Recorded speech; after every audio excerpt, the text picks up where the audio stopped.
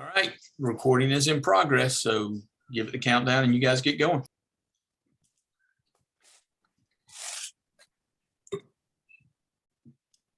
All right, good afternoon, Facebook and our viewers and folks that are going to be listening. We are certainly glad that you're going to join us. Today, we're going to talk a little bit about soccer recruiting, and we're going to talk about the truths and the realities of that.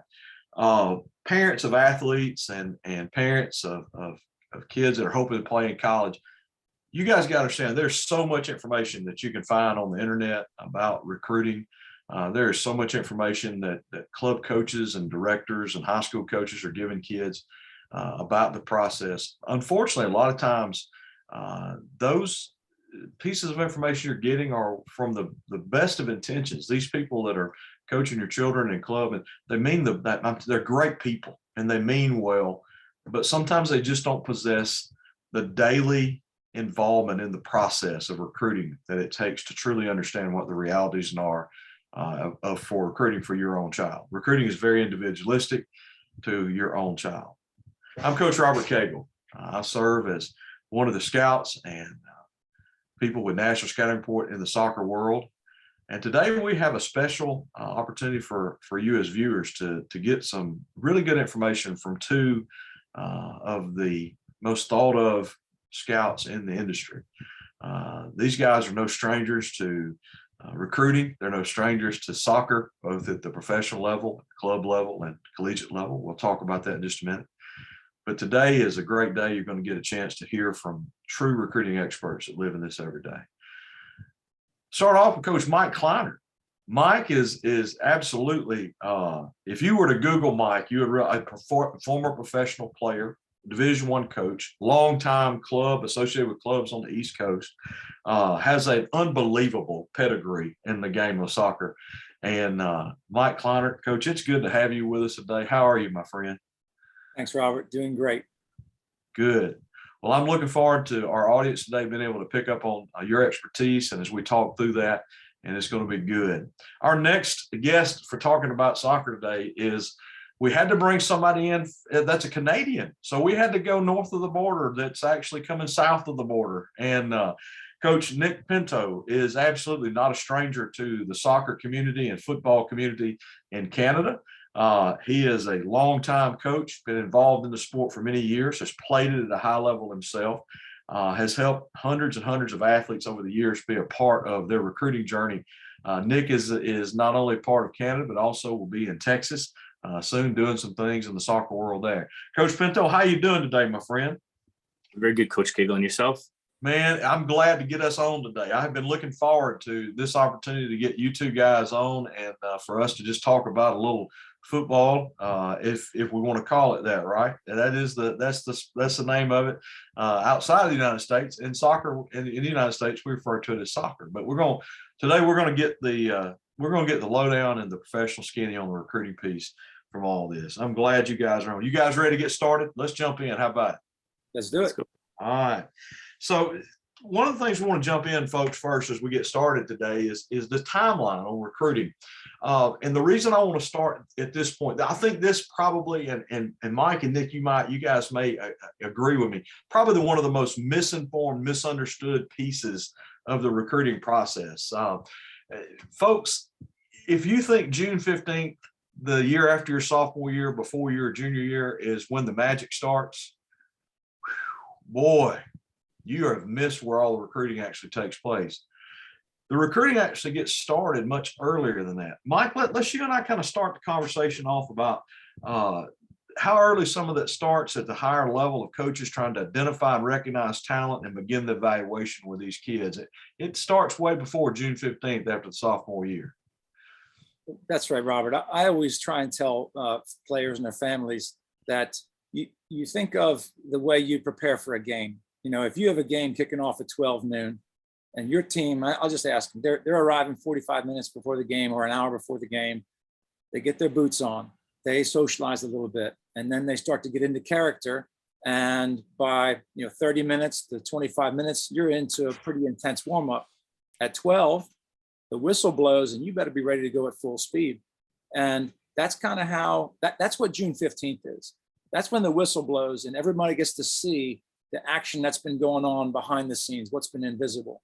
And if you're not prepared, that is a rude awakening when the phone doesn't ring and you wonder, oh, now let's get started. Well, the game has begun. You might be down a goal or two. It doesn't mean you can't win, but you'd certainly rather be playing from in front than from behind. And college coaches, this is their profession. It's what they do for a living. They don't leave things to chance. They are active early. They are out watching and evaluating, identifying and evaluating players. No doubt. And I think to your point too, is that how early that identification recognition actually begins. If you have a great athlete that's great speed, good size, and we know what those tangibles and intangibles are when we watch them on the pitch playing, right? And you can see it. And when you see that athlete that's 14, 15 years old, that may be going from 8th grade to 9th grade, those athletes, folks, those are the ones college Division I coaches and D2 coaches are trying to find out about soon. Nick, what are your thoughts on how early it starts and some of the information that coaches will share with you about that process of identification recognition early on? I mean, Mike did a good analogy on the college. I take it on the pro level. I mean, if you look at some of the kids on the pro level, they're being looked at 12, 13, 14 years old.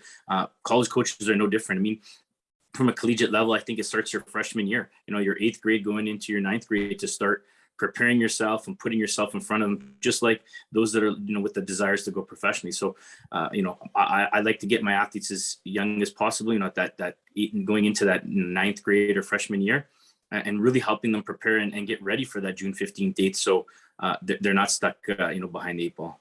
No doubt. And, audience, as you listen to these two guys that have been doing this forever, talk about this. And as we have been a part of this now in the recruiting community since 1980 as an organization, and there's probably over 100 years of recruiting experience between the three of us on this call right now. The truth of the matter is that we have so many families and athletes that are so disinformed, misinformed about when the process actually starts. Identification recognition is key. Now, I will say this, to Mike's point and to Nick, to your point too. If a kid is not, number one, to play Division I soccer, Division II soccer, you better be a gifted athlete. Number one, it takes somebody special to be able to do that, because only about we talk about the percentages, Nick, when we get into that. It's about 5% in a regular year of the athletes that play club and high school soccer that get a chance to play collegiately at any level, Division I all the way down to junior college, and only about 1.8 to 2% of those are going to get a chance to play at Division I level. So parents, understand this: your kid may be great, they may be all county, they may be all section, they may be all regional, where they may have made all state where you live, but your son or your daughter is not competing against just kids in that state. Nick, they're competing against kids in every state and internationally. Let's talk about that real quick as far as percentages and maybe some even about how that COVID's affected some of that. Nick, I'm going to let you lead off with that conversation. Yeah, I mean, to your point, I'm a Canadian, so on north of the border, it's been a challenge for some of these Canadian or international athletes, given the border closures, to get the exposure and be in the U.S. They haven't been able to attend showcases, for 24 months, and just recently opening up. So you did have some gaps and some challenges for those athletes. But when you're dealing with international players that are playing, in England and Germany, Italy, South Africa, a lot of Africans and South Africans, you have a good talent roster. So we're not just talking about, to your point, these players that made all conference or state champs. We're talking about some international athletes that have played for, a high performance club or academy. So to get your name out there and to get into that, that 1.8%, 2% of that D1 athlete, I mean, you really got to be rising above and make sure that you have, the right grades, the SAT test scores, and all of that in order to be successful and compete against these international or even players within your own backyard or the next state over. No doubt. And that's a big thing for people to also hear from us as we're sitting there talking about it.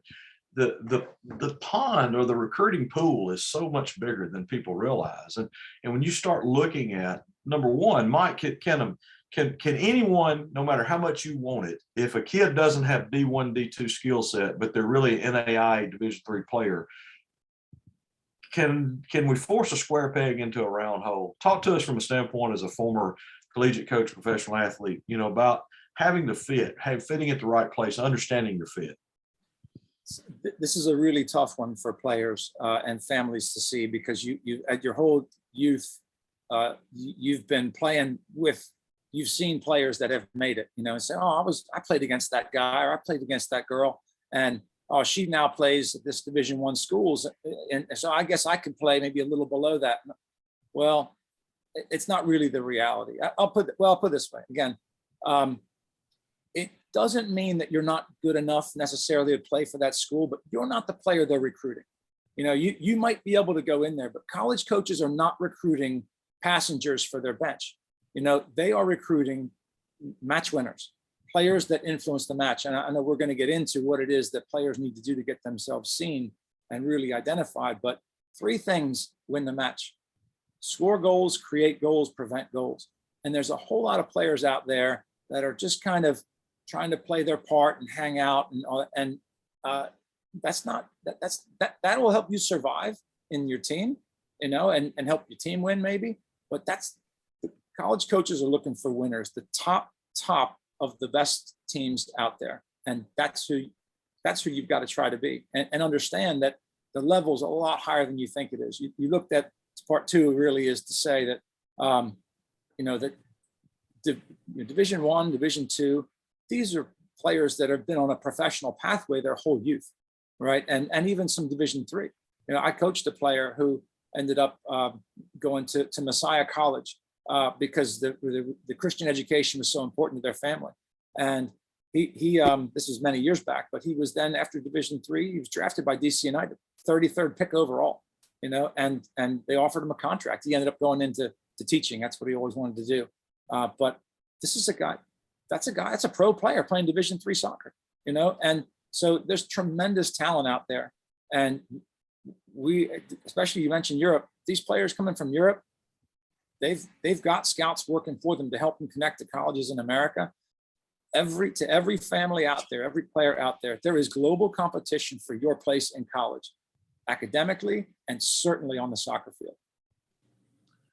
I want everybody to hopefully have heard what you just said, Coach. And Nick, you being from Canada, and you mentioned it as well about the different continents and countries that people are trying to come here from. Folks, this is not just about being good enough to play somewhere. This is about being the best that you are in your area, and then understanding where you really fit athletically to go be successful. And Mike, that's a great point. So many people don't understand there's many pathways, individual pathways to a player's success to attain the goals they want to obtain in the sport. That young man you mentioned specifically that went to Messiah College, Division III, obviously he had a passion for the game, the skill set, first of all, to play at a high level. If he's talking about being drafted in the 33rd overall, Mike, he could have played just about for any Division I school in the country, right? I mean, we can agree with that.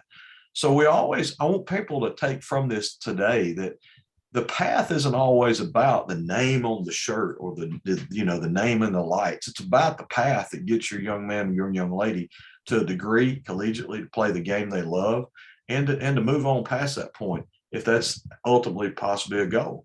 But even the rarity then, y'all, if we talk about it, is about 0.1% of the kids that play get a chance to get a contract to play professionally. So it's rare to get there. Let's talk a little bit about along these lines. There's so many things, Nick, and I know you and Mike both will weigh in on this. There are thousands of quote unquote, and I'm going to put air quotes around it, ID camps that are going on all throughout the United States that parents are spending just a tremendous amount of time, energy, and assets, money, and to pay for the camp, to travel. Let's talk a little bit about the importance of camps, but let's delineate for our audience today what's really an important camp and what's not. Nick, let's start off with you and your thoughts on that as your experience tells you. Yeah, I mean, specifically, I can attest to my Canadian athletes, given, some of the challenges of not being able to get across the border. I mean, tons of players are getting camp invites. It's really the wording and sort of the structure. And that's really where, myself, Mike, and our other peers really come in, is you have to see exactly the way the emails being worded. Are they being invited, or is it just, a general? Because yes, given some of the challenges with some of the international players not being able to play depending on the countries they're in, there are coaches that are going to say, absolutely, we need to see you live, regardless of game film. And we're seeing that a lot, especially in the East Coast. So, I know where Mike is. Like, I had a few coaches just north, south of us in New York, New York State saying, I know the situation that's happened in Canada. Great to see the video. I really need to see your athletes live. So we're seeing those challenges for some. So it really, boils down to, assessing, the structure of the emails. It just, an off the cuff, or is it someone saying, I really liked your skills. I saw you at such and such an event, or I was able to see your video on your NSR profile, and I'd like to have you come down and see you further and evaluate you further. So, that's really where we can come in and assess, but, you have to really look at the criticality. Otherwise, you're going to be going to a lot of ID camps that, you're just sitting there and being a camper. No doubt. And folks, Coach Pinto just said something really important. I hope you picked up on it. You got to make sure you're just not being a camper. And there's a difference between a prospect being invited to a camp and a camper that just got an email. And those emails are sent out. And I want our audience to understand that coaches need to see, a lot of times, you've got to see the kid. They're not going to just recruit off video film. That's a starting point.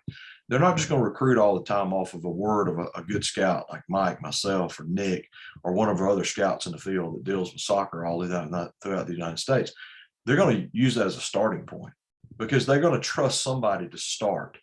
Because understand, if a coach has one spot on the field for that particular position that he can recruit this year, Mike, he may start with 200 kids in identification recognition, part of that. Then he's going to narrow it down and actually truly evaluate probably 100 of those kids that he thinks can play. And then he or she's going to take the next cut down to about 30 or 40 kids for one spot at one position on the field. And that 35 or 40 are going to be the ones that are a different group at the camp working out, because those are prospects. The other 400 kids are going to be working with the players from the school or local club coaches or high school coaches that are there running the camp with that coach. But most of the time, people don't understand the magnitude of the process. Mike, talking a little bit further than you as far as understanding kind of that part of it, as far as who's a camper and who's not, because the hundreds and hundreds of emails are sent out because college coaches do use camps to additionally generate revenue to help volunteer coaches, to help for expenses, to help their budget. Talk to us in terms of that, because I know you're familiar with that. Sure. So a lot of, I would say almost every player has been to camps, training camps, where you're there to learn and get development, and get better as a player. There is a little bit of that just by being on the field with good players that can go on at a camp. But for a true ID camp, your goal is to get identified, and possibly evaluated. But the coach isn't really going to be able to devote enough time to you, any individual player, to really get a proper evaluation there. They're trying to say, first of all, when they're looking at this massive group of players, who's not good enough? And then they ignore those players, and they know also, they will admit that they're going to make mistakes. There's a great player that I coached for many years, 3 different times. She was at the ID camp for the University of Pennsylvania. And then she was at another camp where that coach happened to be coaching. She just got lucky. And the coach ran after her and grabbed her and said, hey, I've used all my spots at admissions, but if you can get into Penn, she goes, oh, I got in. So you're coming, and just like that. So that identification, she went through the 4 stages like that, but she was under that coach's nose 3 times and didn't get seen because, and this is what can happen in a very large kind of cattle call. I've saved I get so many thank yous from the parents and kids I work with for just saving them money they think, well, I'm going to go down here and get ID'd. And I just had to warn them. I said, you don't go to the ID camp to get ID'd. You got to get ID'd ahead of time so that you're not just a camper at the camp. And we have some very successful tools that do that really in a great way. But that's been a game changer for these people. No doubt. And that part of it, Mike, I think, Nick, as we go through this, as we talk about this and when we verbalize it, I think it's something that people can, as they're listening, our audience will listen. I think it hits them. And the reality of it really stings because they know it's true, but they've always been told, Mike, Nick, that, oh, you just got to sign up for ID camps. You got to go. That's the way to be seen. And while most coaches will require you to be physically on their campus or go to an ID camp for them to see you personally in person, Mike, to your point, and Nick, to yours as well, if they don't know who you are before you get out of the car, they're probably not going to know who you are when you go back and get in the car. And that's the reality of any sport, especially when we get into soccer and what all goes on there.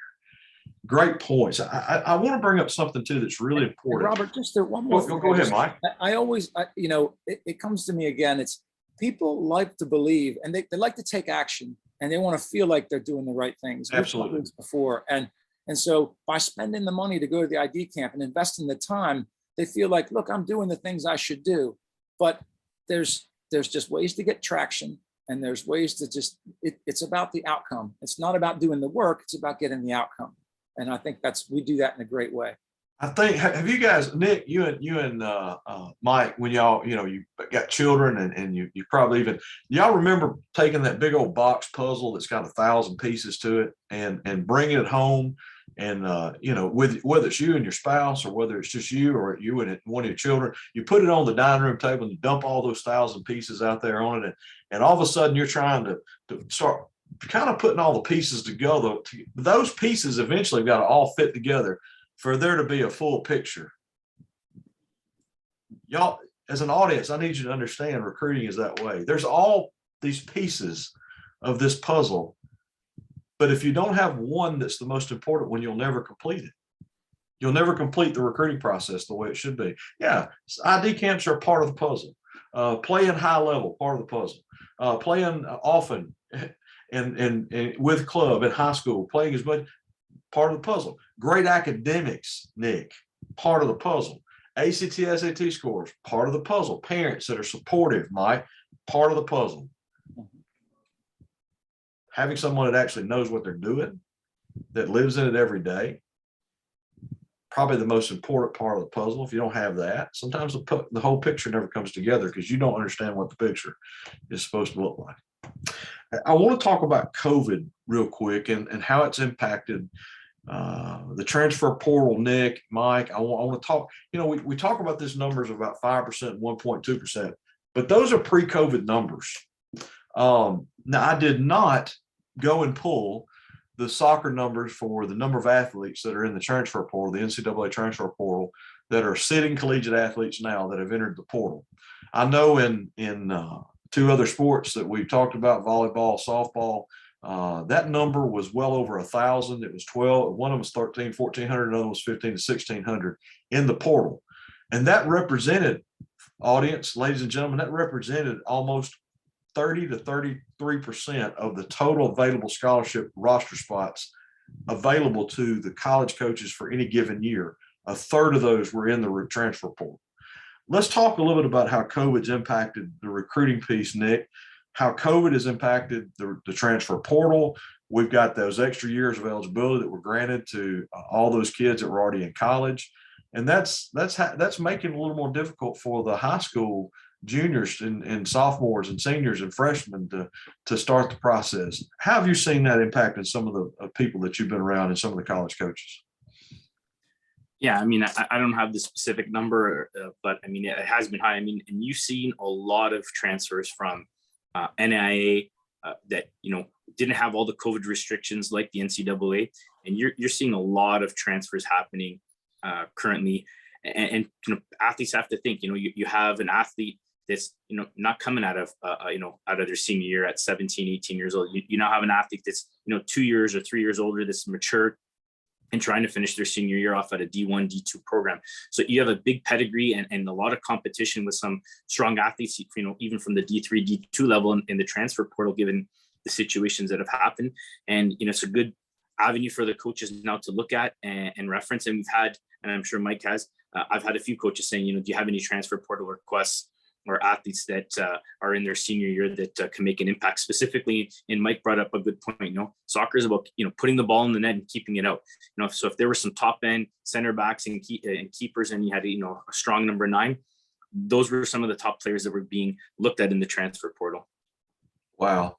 And that piece of it, I think, is something that most families, especially of our younger, the ones that are in high school trying to go through the process. Mike, as a former collegiate coach, I mean, talk to us just a little bit in terms of the difference between a 17, 18-year-old kid that's really a great athlete coming to play collegiately and the 21 or 22-year-old young man or young lady that's already been there. Talk to us a little bit about that mindset, from a coach perspective of why they may go to the portal first in that. Then we can talk more about to the high school parents about what they need to do. It's a massive adjustment going from being, thinking about playing in high school. I mean, in club, there's only a 1 or 2 year age difference maximum. In high school, there could be a 4-year age difference. Well, then I know when I stepped on the field in college, I was lucky to start my first game in college, but I was playing against men. I mean, that's for the first time you step out. I'm 18. I was still set in that preseason. I turned 18 my freshman year, and you're playing against players that could be up to, well, with military service, there were players that were 27 years old. If you're playing an NAIA team or you're playing at the, you're playing against grown men, and there is a huge physical difference. And not just that, but in terms of the experience in the game. And so it's a huge adjustment. And there's a friend of mine I played with in high school. He went on as a Division I coach now, and he was laughing in a way. He just said, "Look, I'm recruiting off my own roster, because I can throw some money at a guy and keep him here. And this is, I'd rather have a guy get a fifth year out of a starter than to bring somebody in." And that's just a terrible bottleneck for the players coming through high school. And it's still going to take some years to work itself out. No doubt. And you made something that said something just then, Mike, that's really important. These college coaches are recruiting out of their own roster. They know they've got an athlete that may have another year or 2 years of eligibility after they've gotten their undergraduate. They're looking for a master's. And that kid's already been there with them for 3 years, 2 years, summer, fall, spring. They've been there the whole time. They've never gone home, and they've stayed in school. All of a sudden, they're getting their undergraduate at 2.5 to 3 years, 3.5 years. That kid's still got 2 years of eligibility left. And if there's a COVID year that's involved in that, or a red shirt on the front side, that kid may have 3 years of eligibility still remaining. So that means, to your point, Mike, even if it's not a military kid that comes back, we have got athletes now that are going to graduate their senior, super senior, or super senior year, as we refer to sometimes, right? And that kid may be 25 or 26 years old and playing against 17, 18-year-old kids in conference play. And the truth is, what coach is not going to look there first to fulfill an immediate power need that they have on the pitch? That they've got to have somebody that's a playmaker today. They may go there, and it does create the bottleneck. And again, we're not here today as our audience. We're not here for you to have gloom and doom. That's not the purpose of this. But the purpose is for us to educate you on the realities and the truth that nobody's telling you. And that's part of the reality and the truth of where it is. A kid that may have been a Division I athlete 3 years ago, from a soccer standpoint, may be a Division II athlete today not because of skill set, but because of need and what the roster spots look like. And that's the reality of where it is. There are kids that may have had the opportunity to play collegiately 3 years ago, because they're not looking in the right place to go to school. They may not ever get a chance to play because they're not being properly identified, recognized, and evaluated at the right places. And that's something that's really important. If anything, if our audience gets send us a direct message. And we'll be glad to get your athlete evaluated properly. It doesn't cost anything. We'll get your athlete evaluated and let you know what our thoughts are with it. I want to move on now to last piece, Robert. Yeah, go ahead. Come on, Mike. On the transfer portals, I jumped right to the COVID extension. But in the transfer portal, you kind of have the tendency to think like, and I thought of this too as a player, that I knew this guy coming in as a transfer, and you think, well, something didn't work out at that other school, and so now there's something wrong with this player. That is not the case. That person coming in,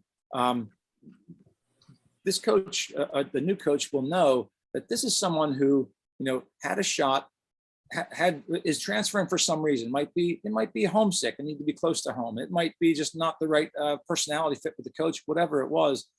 But they're now hungry for something better, and they've been there, had that experience. They know that it didn't work out for whatever reason, and they can be twice as effective at the next place. And coaches know this, and that's that's one of the, if the transfer is what has to happen for one of our athletes, or if it's, we obviously hope we get the right fit the first time out of the gate. Everybody does, but it is not a disqualifier for anybody. So that's a real legitimate another headwind for players coming out of high school, but not something you can't overcome. You need to have all your ducks in a row to know what we're up against. No doubt. And that's just now part of that whole puzzle, right? And that's more of that puzzle we were talking about earlier, all these different pieces that you've got to be aware of. It's not simplistic. The waters of recruiting are murky. And you better have someone that you trust to help navigate that, or you'll find yourself on a sandbar, or you'll run ashore for sure against the bank. So there's a lot of opportunity. Nick, let's talk a little bit about what college coaches are looking for when you're, and this will be something you and Mike both, because you guys, and along with myself, speak to a lot of different college coaches on a weekly basis that are looking for players. But tell us what they're looking for in an athlete right now. Nick, I'll let you start with that, and then Mike will come to you and let you finish that topic. I mean, to me, it all depends on the position. I mean, every player, there's a recruiting box for each position. And I think that's a key thing that athletes need to realize, right? Depending on your position, there's specific attributes and qualities that they need to have. But I mean, ultimately, depending on your position, you got to have the skill, the attitude, and especially in soccer, not being, some of the other sports, you got to have the right package. And to me, that's the grades and the SAT test score. So, on top of the skill, and the attributes you bring to the field, you got to have it on the books on the academic side as well. Mike, what are your thoughts as well on that? You touched on it really well. I always put it this way: soccer skills and soccer ideas. That's the quality category of a player. One of the ones that is kind of often overlooked, but it's critical: desire to win. You have this competitive fire, the competitive maturity, and someone that just wants to go for it. I think we tend to think in terms of like who really gets the X's and O's or who's got the skill. You got to have the will, and that's the player on the training ground that has the winning habits, and in the dressing room and in the classroom. So winning habits create a championship culture, and coaches want the player. So there's soccer skills, soccer ideas, there's the physical categories and all that that go along with that. And then the winning habits, the personality, that go into it. And really to be a person of character, we talk about sportsmanship, but that shows such confidence and security in a person who can conduct themselves as a great competitor and still be a good sport. That's a measure of your integrity and character as a person. That you can't, I would say you can't win without that. At the professional level, that's what they recruit for first, and in college, it's a huge piece. No doubt. I just want to, you brought a good thing. And the other thing is composure. A lot of these players, that are going to these, we talked about ID camps. And one thing I want to dive into is showcases. I was at the Dallas Cup a few months back, and, there was a really tough game, two very, top teams. And one of the players was extremely frustrated. And I had two college coaches literally sitting behind me. And you could just see, the notes, and we were having a good conversation. And, this player was amazing, but his composure, and he was fouled once or twice, some aggressive fouls, but he lost his composure, and right away, you could see that those coaches weren't of interest because he couldn't hold it on the field, his emotions, and you could start to see that. And I think that's another thing that, even if you're not at ID camps, you're at a league game or a competitive match, it's that overall persona, and Mike, you alluded to it, and composure you have, right? Coaches, are looking for players that are coachable, and then fit all of those that criteria. And if you're not composed at any point of a match, and it doesn't matter if you're playing in a league game or in a showcase or at an ID camp, that can ruin your chances. And so I always say, you got to come in composed and know that someone's always watching you. Absolutely. One thing I think both of you guys mentioned, but I want to really drive it home to our people here. Composure, yes. Attitude, yes. But one of the first questions that every coach had asked me about players that I work with and choose to often work with is, does this kid understand that they're going to have to compete? Do they understand that they've got to compete every day? I realized that kid was all state. I realized this kid was all American. He was the best, or she was the best on their team in their region. do they realize that when they get here, they're just another kid that's playing amongst the best that there is throughout the world, throughout the country? And I think Mike and Nick, if we were to say anything, that's the one thing that I think that our families may not understand when they get into this, is that kid's got to have that drive, that want to compete, that desire to win and not lose on every ball. And they've got to show that with the way that their mentality is, the way that their tangibles and intangibles are. And look, getting fouled, getting clipped in the calf, man, and going down, like, I mean, that's going to happen. You better come up and have composure and get yourself back together and make the play you're supposed to make. Okay. Instead of being worried about what an official did or didn't call. And that's going to be something that I think we see more and more coaches kind of coming to, is, will that kid compete? Can they stay composed while they do it? And will they compete with integrity and intensity at the same time? And you can do both. You can compete with integrity and you can compete as an intense competitor, and you can do both. Those are some of the things I felt like we just need to kind of share out there. Guys, we're getting to kind of run down on time. I realize so much more we could share with this audience tonight, and we will have another call at some point in time, another interview like tonight that we can share with families. I do want to point something out to families. We talked about the puzzle, right?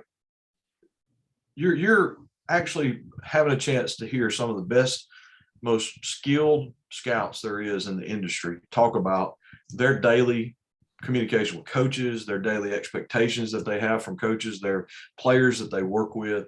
But I want to share something. I'm going to ask everybody a question, and this is for our audience. Mike, Nick, this is for our audience. What are you doing to differentiate yourself from every other player that's trying to go to college and play? If you tell me that, well, we're going to ID camps, that's not differentiation. If you tell me, well, we're sending video to our top 20 schools, you and 4,000 other kids that live within 3 states are sending to the same schools, there's nothing differentiating about that. It's part of the puzzle, but it's not differentiating. Well, I'm making good grades. Okay, well, that's great. So is every other kid that really wants to play. You have to understand that in order to play at the highest level, there has to be something that makes you different. Better is not a differentiator. Better is a matter of opinion. I could line up 10 kids in the same position. The 3 of us could sit there and watch that kid play, and we may not agree on who the best player is of all those 10. Because you know why? What Mike is looking for may be different than what I'm looking for, that may be different than what Nick is looking for. Better is not a differentiator. Different. What are you doing different? Who is in your corner that's helping you navigate this, that's actually having communication with college coaches, that's actually giving you guidance on where you need to go, which camps you need to attend, which ones you need to walk away from? You see, that differentiation starts with being properly evaluated, actually understand where you fit in the process. Mike, Nick, thank y'all so much for jumping in today for us to be able to do this and share with our audience. We will have more to do that, but folks, I'm going to end on this as we bring it to a close. Number one, Mike, Nick, thank y'all so much for sharing your expertise. And I wish we had, that we could sit here and just give you guys a hand for all that you do with the athletes that you currently work with that go on to play collegiately, for the athletes you've worked with in the past, and for the athletes that you'll choose to offer and work with in the future. There's going to be some great kids that are going to end up having the opportunity to work with you guys. Parents, you got to start with an evaluation. Doesn't cost anything. Reach out to us. Let us know. We'll get video or film from you. We might even have a scout. One of us may be local that can come by and watch your kid and your athlete practice, or watch them actually play in a tournament. But we can actually determine what skills they have, and then give you some guidance on that. Ladies and gentlemen, thank y'all so much for joining us today. We hope that you have taken something from this that can help you understand the realities and the truths of the recruiting process.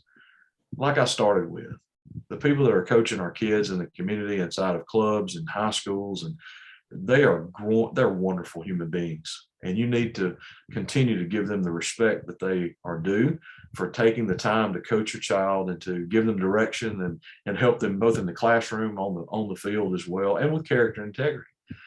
That's a good thing. But today you've heard from people that are actually living this every single day from a recruiting standpoint.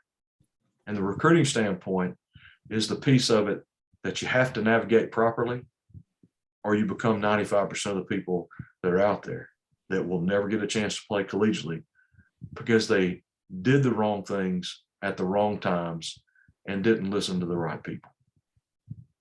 Thanks for joining us. We're always available to hear. Mike, thank you, man, for coming on. I appreciate you. And Nick, thank you for your expertise and coming down, hey, a little south of the border to come down and share with us an international perspective. Folks on Facebook, folks that are listening, thank you again for joining us. You guys take care. We'll look forward to hearing from you, and we'll get your athlete evaluated.